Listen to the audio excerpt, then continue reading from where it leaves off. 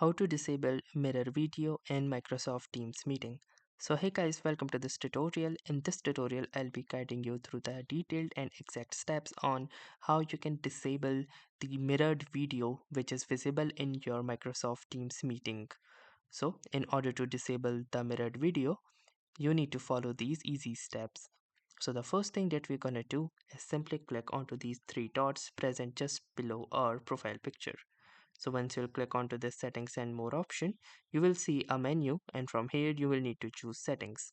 Or alternatively, you can also navigate to this exact page by simply pressing the following shortcut keys, which are Control and a comma key.